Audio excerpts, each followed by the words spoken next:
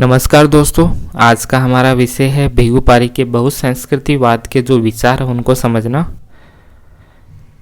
बहुसंस्कृतिवाद पर 2 वीडियो आ चुके हैं, तो आप यदि बहुसंस्कृतिवाद के कंसेप्ट को अच्छे से समझना चाहते हैं तो उन 2 वीडियो को देखिए, जिससे आपका कंसेप्ट एकदम क्लियर हो जाएगा। प्रोफेसर भृगु पारिक का जन्म होता है गुजरात में 1935 में। ये देखिए आप, इनका जो प्रारंभिक एजुकेशन है वो शुरुआत होती है मुंबई यूनिवर्सिटी से। उसके बाद में वो हायर एजुकेशन के लिए और अपनी रिसर्च के लिए लंदन स्कूल ऑफ इकोनॉमिक्स में एंट्री करते हैं और वहाँ पर रिसर्च करते हैं। रिसर्च का पॉइंट होता है ब्रिटिश राजनीतिक चिंतन में समानता। इस पॉइंट पर वो अपना रिसर्च करते हैं, अपना शोध पत्र जारी करते हैं। इनके अच्छे रिलेशन होते हैं माइकल ऑक्सफोर्ड के साथ और हन्ना अरेंट के साथ। माइकल ऑक्सफोर्ड तो इनके गुरु भी होते हैं, या हम कह सकते हैं मित्र भी होते हैं इनके, और जो भी ये आर्टिकल लिखते थे उन पे कमेंट भी देते थे माइकल ऑक्सफोर्ड। और हन्ना अरेंट भी इनके जो आर्टिकल होते थे उन पे कमेंट करते थे। तो आप इनको भी पढ़ सकते हैं। माइकल ऑक्सफोर्ड, हन्ना अरेंट पर मैंने सेपरेट वीडियो बना दी हैं, आप पे चैनल के प्लेलिस्ट में जाके उनको देख सकते हैं।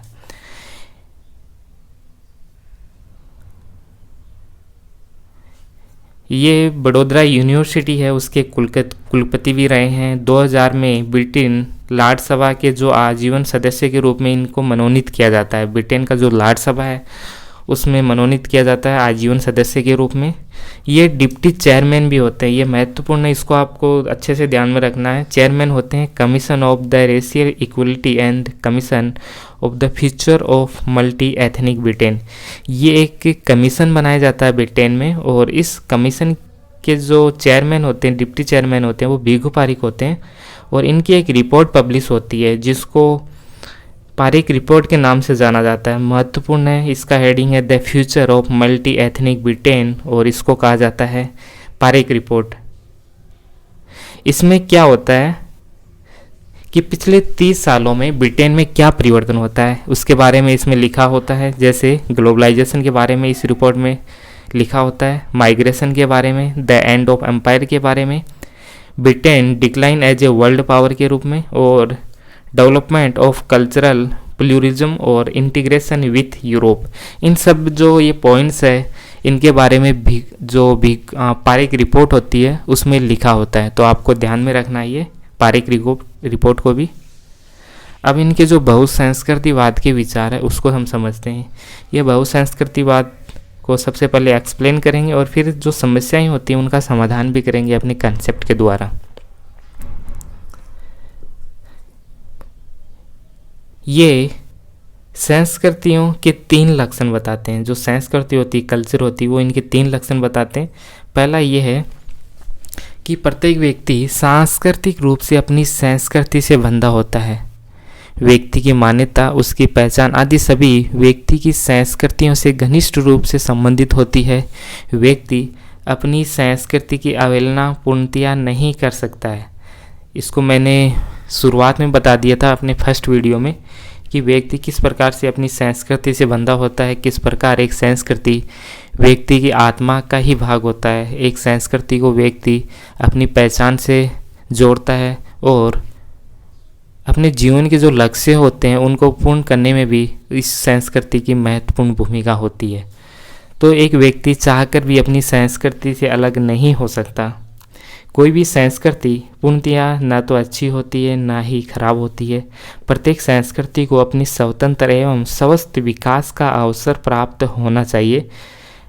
प्रत्येक संस्कृति को स्वतंत्र एवं स्वस्थ विकास का अवसर प्राप्त होना चाहिए, क्योंकि संस्कृति व्यक्ति के एक भाग के रूप में जुड़ी होती है, व्यक्ति की पहचान के रूप में जुड़ी होती है। इसलिए इसको स्वतंत्र रूप से विकसित होने में एक राज्य के द्वारा प्रयास करना चाहिए कि प्रत्येक संस्कृति का विकास हो, वो भी स्वतंत्र रूप से। अगला पॉइंट है, प्रत्येक संस्कृति को आंतरिक रूप से लोकतांत्रिक होना चाहिए, साथ ही सार्थक सुधार एवं बदलाव के लिए भी तत्पर रहना चाहिए। एक संस्कृति होती है, उसके अंतर्गत कुछ प्रॉब्लम्स हो सकती है। जैसे एक संस्कृति या ए संस्कृति होती है और उसके अंतर्गत महिलाओं के साथ अत्याचार किया जाता है, उनका बाल विवाह कर दिया जाता है, या कुछ परंपराएं होती है वो स्पेशल महिलाओं के लिए बनाई जाती है और उन परंपराओं से महिलाओं का शोषण होता है, महिलाओं पर अत्याचार होता है। इसलिए जो संस्कृति होती है, संस्कृति को अपने आप में भी लिबरल होना चाहिए, एकदम उदारवादी होनी चाहिए। सभी जो व्यक्ति एक संस्कृति के भाग होते हैं उन सभी व्यक्तियों को स्वतंत्रता देनी चाहिए। एक संस्कृति के अंदर भी, एक संस्कृति के अंदर सभी व्यक्तियों के साथ समान व्यवहार करना चाहिए। और यदि कुछ प्रॉब्लम है संस्कृति के अंतर्गत, जैसे कि किसी एक विशेष वर्ग के साथ भेदभाव किया जा रहा है, तो उस भाग को हटा देना चाहिए, यानी उसमें सार्थक सुधार करना चाहिए और उसमें बदलाव के लिए भी हमेशा तैयार रहना चाहिए। किसी भी संस्कृति को सतत बने रहने के लिए उसे बहुलवादी होना चाहिए, प्रजातांत्रिक होना चाहिए एवं उसको सुधारात्मक भी होना चाहिए। ये 3 लक्षण बताते हैं भृगु पारिक एक संस्कृति के, और जब ये तीनों पॉइंट एक दूसरे में सामंजस्य स्थापित कर लेते हैं तो उसको हम कहते हैं बहुसंस्कृतिवाद। यही बहुसंस्कृतिवाद होता है भृगु पारिक के अनुसार, कि एक जो सोसाइटी होता है उसके अंतर्गत सभी संस्कृतियों को समान महत्व दिया जाए।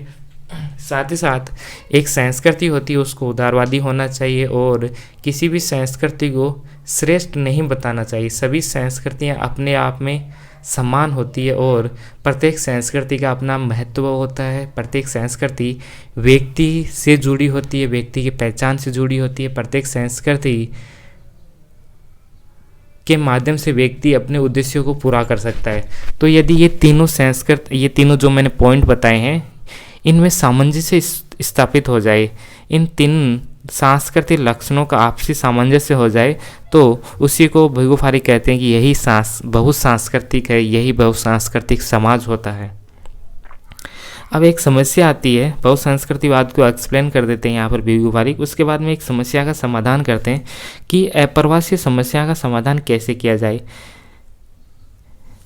ये ए देश है और ये बी देश है, यहाँ से कुछ प्रॉब्लम हो जाती है बी देश में, या तो कुछ समस्या आ जाए या बेहतर जीवन के लिए बी संस्कृति जब ए संस्कृति वाले देश में जाती है, यानी इमिग्रेशन होता है अप्रवासी के रूप में ए संस्कृति जब दूसरी संस्कृति में जाती है तो उससे कुछ समस्याएं होती है।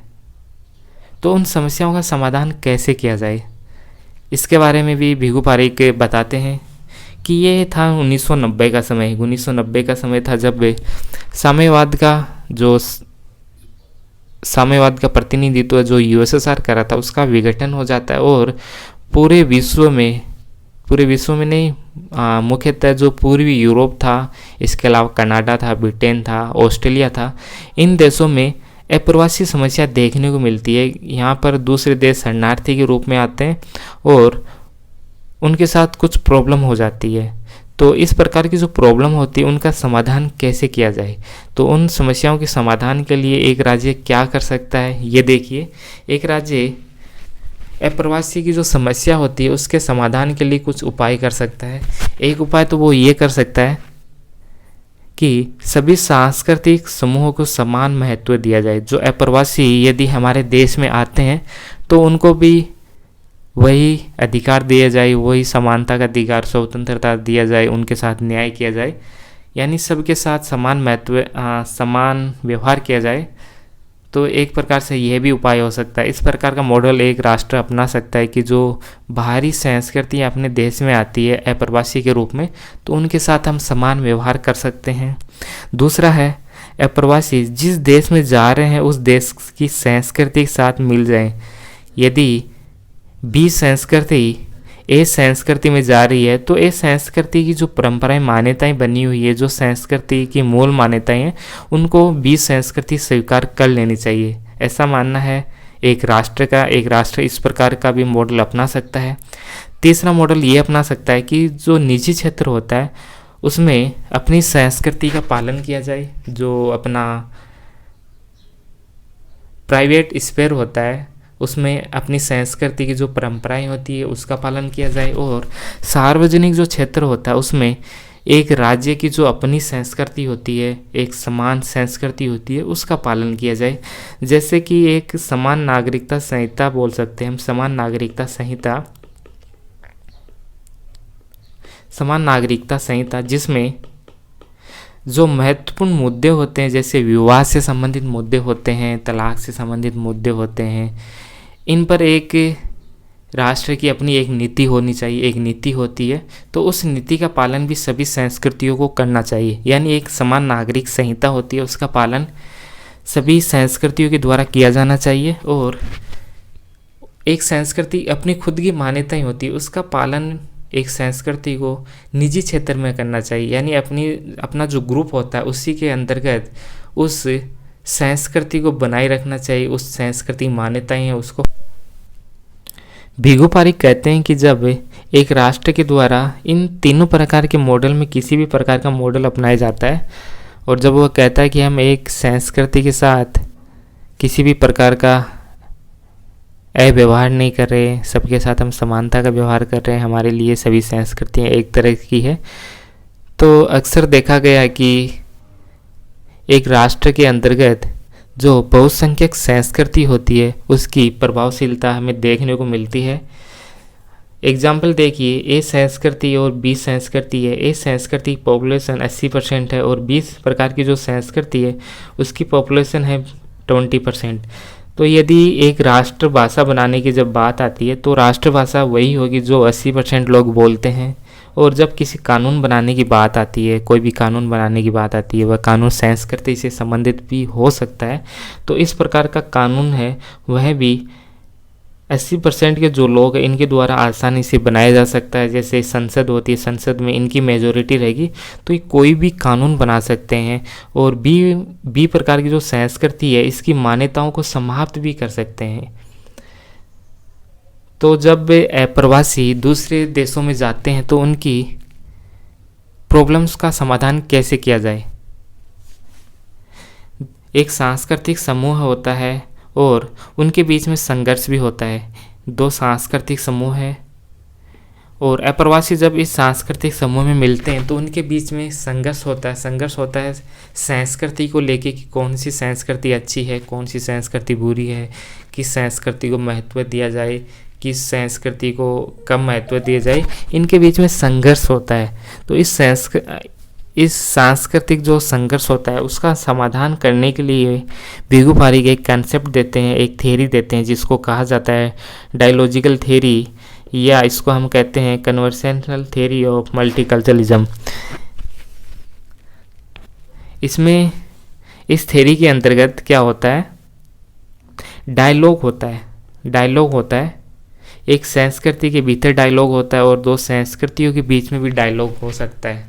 यानी जब दो संस्कृतियों के बीच में संघर्ष की स्थिति आ जाती है तो उसका समाधान करने के लिए भीगू पारिक एक कंसेप्ट देते हैं, डायलॉजिकल थ्योरी देते हैं, जिसमें कहा गया कि इनके बीच में डायलॉग होना चाहिए, उनके बीच में बातचीत होना चाहिए, क्योंकि बातचीत के द्वारा ही समस्या का समाधान हो सकता है।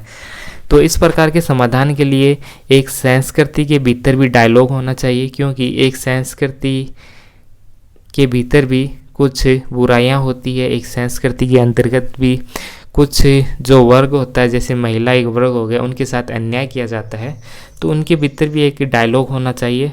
और दो संस्कृतियां हैं, इनके बीच भी डायलॉग होना चाहिए। इनकी जो समस्याएं होती है वो बातचीत के द्वारा उनको हल करना चाहिए। जब दो संस्कृतियों के बीच में डायलॉग होगा तो हमें समस्या का पता चल जाएगा कि कौन सी संस्कृति में प्रॉब्लम है। यदि कुछ प्रॉब्लम ए संस्कृति में है और कुछ प्रॉब्लम बी संस्कृति में, तो ये आपस में बातचीत करेंगे और इनके बीच में जो प्रॉब्लम है उनका समाधान करेंगे, वो कंप्रोमाइज़ करेंगे, आपस में कंप्रोमाइज़ करेंगे। कंप्रोमाइज़ क्यों करेंगे ये देखिए आप। जैसे कि मैंने अपने फर्स्ट वीडियो में बताया था कि बहुसंस्कृतिवाद सांस्कृतिक समानता की बात करता है, जिसमें कहा गया है कि कोई भी संस्कृति अपने आप में सुप्रीम नहीं होती है। प्रत्येक संस्कृति की अपनी परंपराएं मान्यताएं होती है और वो अपनी संस्कृति की जो परंपराएं मान्यताएं होती है उन्हीं को सत्य मानता है, सार्वभौमिक मानता है। उसी प्रकार से यदि दूसरी संस्कृति है वो भी अपनी परंपराओं को सत्य मानता है और सार्वभौमिक मानता है, ऐसे में उनके बीच में कॉन्फ्लिक्ट होगा। यदि हमें इस प्रकार की कन्फ्लिक्ट का समाधान करना है तो उनके बीच में डायलॉग को लागू करना होगा, इनके बीच में बातचीत होनी चाहिए और बातचीत के द्वारा कंप्रोमाइज़ होगा कि इन दोनों के बीच में जो जो प्रॉब्लम्स है उनका समाधान किया जाए। और ये जो डायलॉग होता है वो एक संस्कृति के भीतर भी होगा, क्योंकि एक संस्कृति के भीतर भी कुछ प्रॉब्लम्स होती है। साथ ही साथ दो संस्कृतियाँ होती हैं, इन दोनों संस्कृतियों के बीच भी डायलॉग होना चाहिए, ऐसा मानते हैं भृगु पारेख। ऐसे में जब इनके बीच में डायलॉग होता है तो दोनों संस्कृतियाँ अपनी संस्कृति का कुछ भाग छोड़ने के लिए तैयार हो जाती है। और वह कौन सा भाग छोड़ती है? वह भाग छोड़ती है जिसमें कुछ प्रॉब्लम हो है, वह भाग छोड़ती है जिसमें कुछ प्रॉब्लम्स होती है, वह भाग छोड़ती है जिसके द्वारा किसी एक क्लास के साथ भेदभाव किया जाता है। इस सिद्धांत को सभी अल्पसंख्यकों पर लागू किया जा सकता है। ये जो डायलॉग का जो सिद्धांत है, डायलॉग की जो थ्योरी है, ऐसा नहीं है कि इसको हम अप्रवासी के मामले में ही अप्लाई करें, ऐसा नहीं है। एक राष्ट्र के अंतर्गत भी कई ग्रुप होते हैं, कई माइनॉरिटी सोसाइटी होती है, तो उसके अंतर्गत भी हम इस डायलॉग की जो थ्योरी है इसको हम अप्लाई कर सकते हैं। इसके अंतर्गत जो कल्चर होती है उनको भी डायलॉग के द्वारा जो समस्याएं होती है, जो कॉन्फ्लिक्ट होता है, उनका समाधान किया जाना चाहिए। यदि कोई संस्कृति स्वयं को अन्य संस्कृतियों से पृथक व परिसीमित कर ले तो उसका अन्य संस्कृतियों से संवाद बंद हो जाएगा, क्योंकि वह पहचान व अस्मिता को लेकर संकल्प हो जाएगा। कहीं ऐसा न हो कि अन्य संस्कृतियाँ उसकी संस्कृति को प्रदूषित कर दें। इसलिए इन दोनों के बीच में जब संवाद होगा, दोनों के बीच में संवाद की भावना होनी चाहिए। बिना संवाद की भावना के इनके बीच का जो कॉन्फ्लिक्ट है वो दूर नहीं हो सकता। और कॉन्फ्लिक्ट दूर होना भी चाहिए, क्योंकि कोई भी संस्कृति स्वयं में पूर्ण नहीं है। जब हम कह रहे हैं कि सांस्कृतिक संवाद के लिए आवश्यक है कि प्रत्येक संस्कृति को दूसरे संस्कृति से कुछ सीखने की आवश्यकता है, क्योंकि कोई भी संस्कृति अपने आप में पूर्ण नहीं है, कोई भी संस्कृति अपने आप में कंप्लीट नहीं है। एक संस्कृति अपनी विशेषताएं होती है, उसकी कुछ अच्छाई होती है तो उसमें कुछ बुराई भी होती है। उसी प्रकार से दूसरी संस्कृति की भी कुछ अच्छाई और बुराई होती है। तो इन दोनों को अपने आपस में डायलॉग करना चाहिए, और जब ये डायलॉग करते हैं तो एक तरह से एक दूसरे से वो कुछ सीखते हैं। एक दूसरी संस्कृति कुछ अच्छाई होती है, वो दूसरी संस्कृति अपनाती है। तो इसलिए कहा जाता है कि संस्कृति एक शिक्षा का माध्यम होता है। संस्कृति के द्वारा शिक्षा मिलती है, सहयोग मिलता है, सीखने को मिलता है, क्योंकि जब ये संस्कृति दूसरी संस्कृति के साथ विचार करती है, विमर्श करती है, डायलॉग करती है, कन्वर्सेशनल करती है, तो इनके बीच में जो समस्याएं होती है उनका समाधान होता है, और एक संस्कृति दूसरी संस्कृति की जो अच्छाई होती है उसको अपना लेती है। यानी जहाँ पर सीखने की बात आती है तो उसको हम कहते हैं शिक्षा। तो ये एक शिक्षा का माध्यम भी है। तो ये थी इनकी डायलॉग का जो थ्योरी था, कन्वर्सेशनल जो थ्योरी था, जिसमें ये संस्कृतियों के बीच में जो कॉन्फ्लिक्ट होता है, जो अप्रवासी जो दूसरे देशों में आते हैं उनके बीच में जो कॉन्फ्लिक्ट होता है, उनके समाधान के लिए ये डायलॉग थ्योरी देते हैं। ये महत्वपूर्ण, आपको इसको अच्छे से समझना है। इसके बाद में एक क्वेश्चन और रहता है हमारे सामने कि एक समाज के अंतर्गत विभिन्न सांस्कृतिक समुदाय के सदस्यों को समान नागरिकता प्रदान करने से क्या बहुसांस्कृतिक समाज की स्थापना हो जाएगी? एक समाज के अंतर्गत कई अल्पसंख्यक ग्रुप रहते हैं और एक राष्ट्र कहता है कि हम इनको एक समान नागरिकता दे रहे हैं, तो क्या एक समान नागरिकता देने से एक बहुसांस्कृतिक समाज की स्थापना हो जाएगी? तो भृगु पारेख कहते हैं कि केवल नागरिकता देने से सभी अल्पसंख्यक समुदाय को किसी देश की नागरिकता देने से एक बहुसांस्कृतिक समाज की स्थापना नहीं होगी। बहुसांस्कृतिक समाज की स्थापना के लिए समाज में प्रत्येक संस्कृति की स्वीकार्यता आवश्यक है। प्रत्येक संस्कृति के जब महत्व को प्रत्येक समाज मानने लगेगा, यानी प्रत्येक संस्कृति को स्वीकार किया जाने लगेगा एक समाज के द्वारा, तो ही एक बहुसांस्कृतिक जो समाज है उसकी स्थापना हो सकेगी। यदि एक संस्कृति के अंतर्गत बाहरी होने का भाव आ जाए, ये दो संस्कृतियाँ हैं और ये माइनॉरिटी कल्चर है, इसके अंतर्गत ये भाव आ जाए कि हम तो बाहरी हैं, क्योंकि ये संस्कृति जो मेजोरिटी है इसके द्वारा अपनी नीतियों को अप्लाई किया जाता है पूरे राष्ट्र के अंतर्गत। इसकी जो संस्कृति होती है, इसकी जो भाषा होती है, इसको पूरे राष्ट्र में अप्लाई किया जाता है। तो ऐसे में हो सकता है कि बीच संस्कृति के अंतर्गत बाहरी होने का भाव आ जाए। ऐसा ही भाव आया था अमेरिका में, निग्रो समुदाय है उसके अंतर्गत हमें देखने को मिलता है। इंग्लैंड में एशियाई व जो कैरिबियन समुदाय है उसके अंतर्गत भी हमें देखने को मिलता है। और भारत में कुछ मुस्लिम समुदाय है उसमें भी यह भाव देखने को मिलता है कि वो बाहरी है। तो ऐसे में ये जो भाव है उसको समाप्त करने की आवश्यकता है यदि हमें एक बहुसांस्कृतिक समाज को बनाना है, बहुसांस्कृतिक राष्ट्र को बनाना है। बहुसांस्कृतिक समाजों की एकता व विभिन्नता की मांगों को इस प्रकार समन्वित करना चाहिए कि सांस्कृतिक एकता के बिना भी राजनीतिक एकता को प्राप्त किया जा सके, जिससे जहां नागरिकों में एक और समाज से निष्ठा का भाव होगा, वहीं दूसरी ओर भिन्न भिन्न संस्कृतियों के प्रति आदर की भावना भी होगी। तो इसमें कुछ समझाने लायक नहीं है। भिखू पारिक अंत में कहते हैं सभी जो अल्पसंख्यक ग्रुप होते हैं उनको सांस्कृतिक अधिकार प्राप्त होना चाहिए। ये बहुत महत्वपूर्ण पॉइंट है भिखू पारिक का कि कोई भी अल्पसंख्यक समुदाय हो सकता है। अल्पसंख्यक समुदाय अप्रवासी के रूप में हो सकता है, यानी वो दूसरे देशों से आ सकते हैं, या एक राष्ट्र के अंतर्गत भी जो अल्पसंख्यक होते हैं उनको भी समान सांस्कृतिक अधिकार देना चाहिए। किसी के साथ कोई भेदभाव हमें नहीं करना चाहिए, ऐसा कहते हैं भिखू पारिक। तो ये थ्योरी था, डायलॉग थ्योरी था, और जो संघर्ष होता है उनका समाधान करने के लिए थ्योरी देते हैं। और इनकी महत्वपूर्ण बुक है जिसमें वो सब कुछ बता रहे हैं। ये बुक है rethinking multiculturalism, culture diversity and political theory. बहुत महत्वपूर्ण बुक है, इसको आपको अच्छे से याद रखना है। तो आज के लिए इतना ही, मिलते हैं एक नई वीडियो के साथ। धन्यवाद।